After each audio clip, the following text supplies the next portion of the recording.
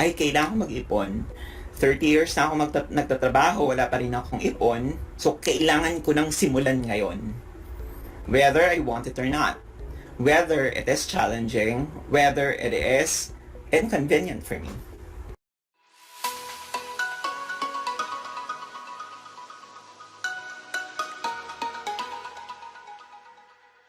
Hello everyone! I'm Roan Celis Capistrano of 1 Million Club. Kung bago ka pa lang sa channel ko, make sure to subscribe and hit the notification bell para lagi kang updated. Okay, number 2, ano kaya? So number 2, letter D stands for desire. Diba, when I talk, a lot of times, hanggang awareness lang. Parang, ay, Morjun, ang ganda naman nung na-discuss mo. Pero parang ang hirap ko pa rin simulan. Right? So, wala yung desire. Andun yung awareness, pero wala yung desire. So, ano daw yung desire? According to my notes, okay, you should have the desire to make a personal decision to engage and assess on the change once you develop the awareness. So, engage. Okay, na-realize mo, ay, kailangan ko mag-ipon. 30 years na ako nagtatrabaho, wala pa rin akong ipon. So, kailangan ko nang simulan ngayon. Whether I want it or not. Whether it is challenging, whether it is inconvenient for me. So, dapat andun yung desire. Okay, so dito na papasok, yung sabi nga nila, di ba, why is important than the how. Paano ka magkakaroon ng desire? So, I'll just tell people, what if 10 years ago, you committed to yourself, I will start investing 10 years ago. Then, at present, di ba sasabihin mo ba yung sarili mo, ano ba yung Jeremy? Bakit ko pa pinilit yung sarili ko na nag-invest ako 10 years ago? Tuloy, may ipon ako ngayon, may mga interest na yung sinave ko, meron ng kinahinatnan yung mga pagpapakapagod ko sa employment. Di ba magsisisi ka ba when you started investing 10 years ago? Hindi, di ba? So why not start it now? So that 10 years from now, you'll tell yourself, di ba, I'm grateful that I made the decision to save 10 years ago. And I can tell that because 15 years ago, kumuha ko ng kung ano ng plan, from healthcare to insurance. Then starting this year, magsisimula na yung mga maturity nila. So sunod-sunod. Right? Mahirap man nung nagsimula kasi saving is really not easy, lalong-lalo na sa first 3 months mo. Kaya ang ginawa ko noon, and I would really recommend this as well, at least for the next 3 months, dapat accounted for lahat ng piso or kung ano mang currency ang kinikita nyo, dapat accounted for kung saan siya napupunta. So, every peso which comes in, or whatever currency that you have, sa Russia, Rosila, anong currency? Rubles, sir. Rubles. Ayan, rubles. Yeah. So, yun. So, every ruble in, dapat accounted for. Saan siya napupunta? Anong importance nun? Hindi naman pwede na 80% ng kita mo, pinapadala mo lang sa Pilipinas, or even 90%. Or some OFWs, 100+%, or even more than 100%. So that means, nangutang pa sila para lang may maipadala sa Pilipinas. Kasi ayaw isipin na, naku, baka isipin naman nila, naghihirap ako dito sa ibang bansa. So kahit walang ipapadala, sige, out of pride, mangungutang. Okay. Bakit kailangang i-account natin lahat ng piso or lahat ng pera na pumapasok sa bulsa natin? So that you'll have an idea, magkano ba yung pumupunta sa pagkain, magkano yung pumupunta sa rental or amortization, magkano napupunta sa transportation, magkano napupunta sa optional expenses. Ako, I would really consider that. Yung mga self-care expenses, because you also have to treat yourself, diba? Hindi naman pwedeng puro ka lang ipon. So, dapat every piso mo na-account, or every pera na pumapasok sa bulsa mo na-account. Anong importance nun? Okay. Ako, dapat 10% at most yun lang mapupunta sa transportation ko. So during the time that I was starting an IMG, and sa rental ko or sa amortization ko, dapat at most 30%. Kasi hindi naman pwede, lalo na kung nagre-rent ka, 80% ng sweldo mo napupunta lang sa upa. Di ba? Pinayaman mo yung landlord mo, pero ikaw ikahos. Kung 80% nung kinikita mo napupunta lang sa upa. So if you realize that, nga no, bakit 80% ng sweldo ko napupunta sa landlord ko, then seek something or seek an option na sabihin natin at least 50 or 40% lang yung ng income mo yung mapupunta sa rental. Hindi naman pwede na 90% ng sweldo mo napupunta lang sa pagkain. Because probably it means what? Baka naman every meal mo, di ba, nagbo-buffet ka or palaging eat out, baka mas practical na at least every weekend ka lang mag-eat out. Right? So, if you establish yung percentages per expense at the middle of the month, mag-inspect ako.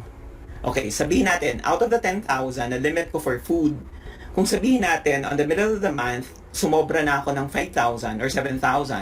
So that means, from the 16th of the month to the 30th or 31st, di ba, matutong, mamaluktot sa maiksing kumot.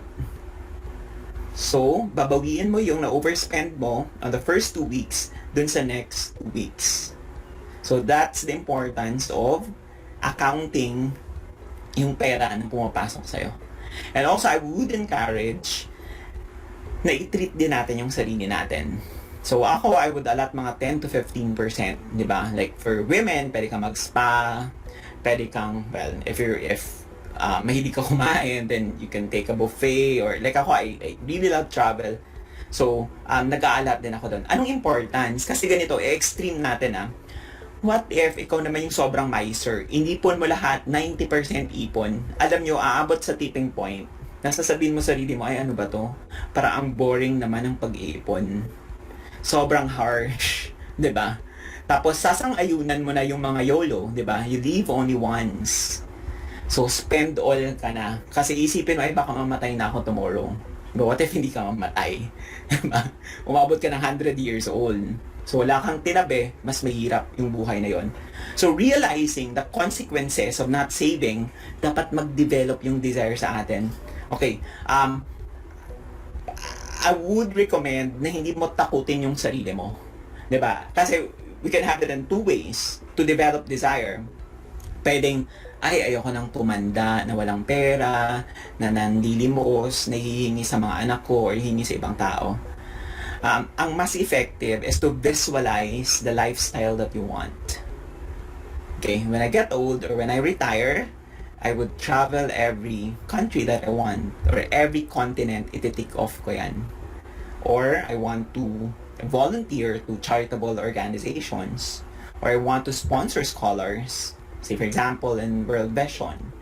Di ba, parang mas may excite ka. Kasi yung fear, hindi siya effective for me. Diba? Kung totoo na effective ang fear, bakit yung mga doctors, alam nila na bad for health ang smoking, bakit pa sila nagsismoke? Right? So, in doing this, focus on the rewards, not on the repercussions or not on the consequences ng hindi pag-iipon. How would you feel if your child says this when he is about to enter college? You will tell your child, okay, anak, whatever school you want, whatever course you want, get it or pursue it because I already prepared for that. Diba, parang wow. I mean, as a parent, and of course, the feeling of your child, diba, very rewarding. Kesa takutin mo yung sarili mo na baka naman maging doktor yung anak ko, tapos sasabihin ko na, hindi natin yan kaya, kalimutan mo na yung pangarap na yan, kasi hindi ko napaghandaan. So, it's for you to choose between the two. But then for me, to develop desire, mas effective yung, di ba, i-visualize mo yung gusto mong mangyari. The kind of life that you want to have if money is not a problem. Na tipong kakain ka sa restaurant, ang tingin mo from left to right na, hindi from right to left.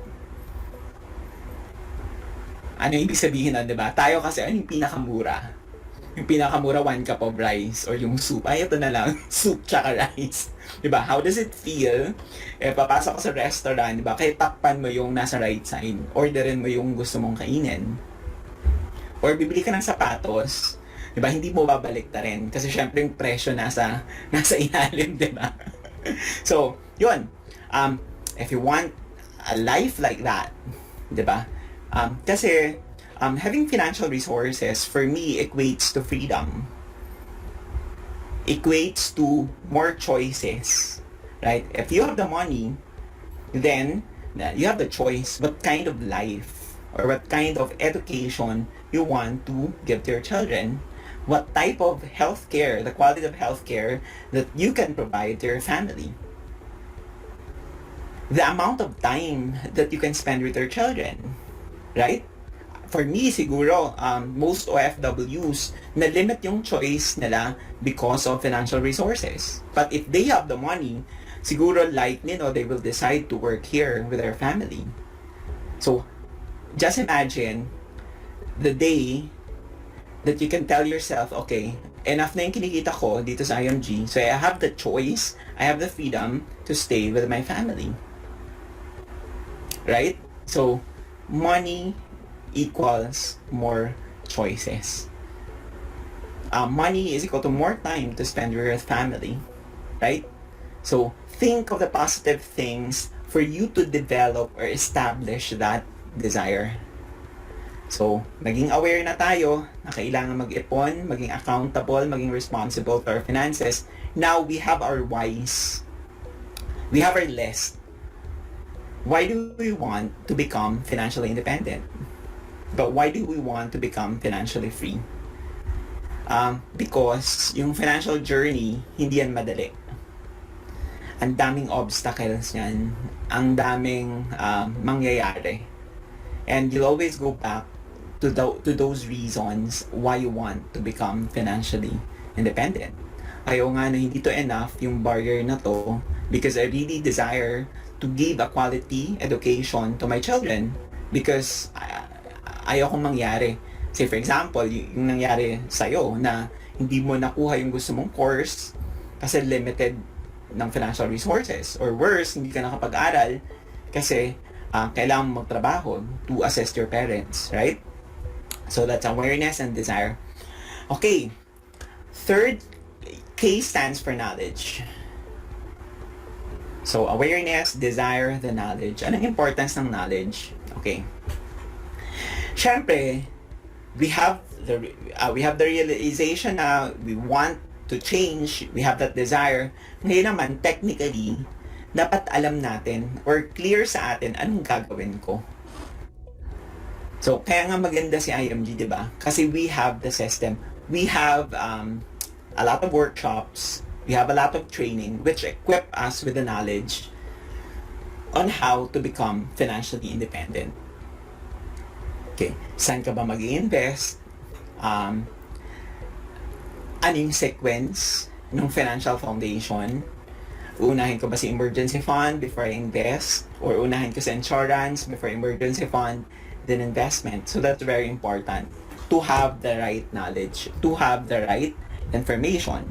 Okay, it says in my notes, ano ba yung knowledge? So, it is the knowledge of how to change. Diba? How to change from being a mere spender to becoming a safer investor, then become entrepreneur.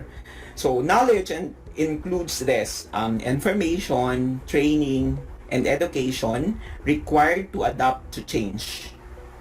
So, that would also include yung behaviors, skills, processes, tools, systems, and I think majority of the things I mentioned are being provided by IMG. Diba? So, may ano yan, may multifaceted siya. So, training and education taken care of yan ni IMG. And very important din yung behavior na tinatawag. Hindi naman pwedeng hindi mag-match. We're provided already with the right information, tapos hindi mag-match yung behavior, ibig sabihin, tinuruan tayo na mag-ipon, pero yung behavior mo gastos pa rin ang gastos. And that would defeat yung first two, yung awareness and desire. So, dapat mag-match, right? Kasi in our culture, di ba sa Filipino culture, Marjun, gusto kong yumaman, gusto ko ng ganitong bahay, gusto ng ganitong sasakyan, gusto ko ng ganitong kung ano-ano. Pero yayain mo, gusto mo mag-additional source of income. Naku, may sinusubaybayan akong nobela, pagod na ako sa work, etc. etc. So, hindi match. Di ba? Ito yung desire mo to have those things, pero ito yung action mo. Parang gusto mong magpapayat, pero kain ng donut and ice cream.